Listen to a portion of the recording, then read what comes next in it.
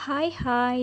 ඉතින් ඔන්න අද මම කොණ්ඩෙට ඔයිල් ට්‍රීට්මන්ට් එකක් කරන්න හදන්නේ. ඉතින් ඉස්සෙල්ලම කොණ්ඩේ ගැට හොඳින් කඩා ගන්න ඕනේ. ඔන්න ඔය වගේ තමයි ඉතින් මං කොණ්ඩේ ගැට කඩන්නේ. ඉතින් මගේ කොණ්ඩේ ඉනෙන් පල්ලෙහාටම තිබුණා. ඊට පස්සේ මං කොණ්ඩේ කැපුවා. ඇත්තටම ගොඩාක් පැල්ල ඩැමේජ් වුණා කොණ්ඩේ. ඊට පස්සේ උරිස්ස ගාවට වගේ කැපුවා. ඇත්තටම කොණ්ඩේ බැඳ ගන්නවත් කොණ්ඩේ තිබුණේ නෑ මගේ. ඊට පස්සේ ඉතින් එක එක දේවල් කළා. ඉතින් ඉක්මනට මාස 3ක් වගේ යනකොට ඔය ගානට වැවුණා. ඉතින් ඉදිරි වීඩියෝ වල අරන් එන්නම් මම මොනවද තව දේවල් කරේ කියලා. ඇත්තටම මටත් පුදුමයි. දැන් මාස 3ක් වගේ යනකොට ඔය ගානට වවා ගත්තා කියන එක. ඉතින් අපි බලමු කොහොමද මං ඔයිල් ට්‍රීට්මන්ට් එක කරන්නේ කියලා.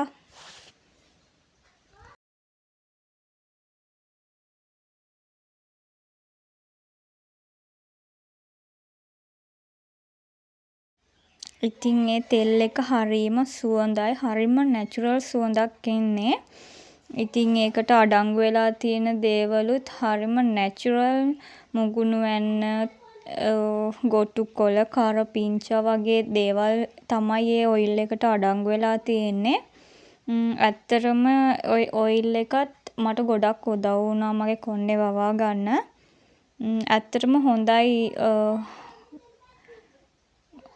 ඉස්සොරි පාලනයට, කොණ්ඩේ අග පැලෙනවට එහෙම ගොඩක් හොඳයි. මට හොඳයි. කෙනාගෙන් කෙනාට ඉතින් රිසල්ට් වෙනස් වෙනවනේ. මට ලැබුණු අත්දැකීම තමයි මං ඉතින් ඔය බෙදාගන්නේ.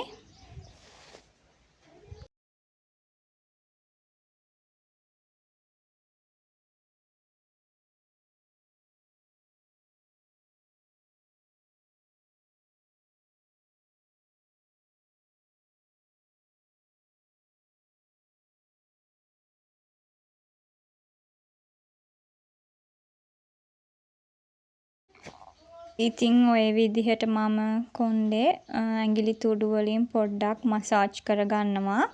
මගේ මේ දැනට කොණ්ඩේ ටිකක් යන හින්දා මම ඒ කියන්නේ ලොකුවට මසාජ් කරන්න යන්නේ නෑ.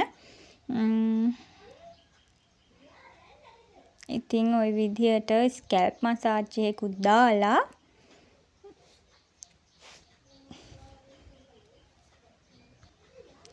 පැය 3ක් වගේ කාලයක් තියනවා.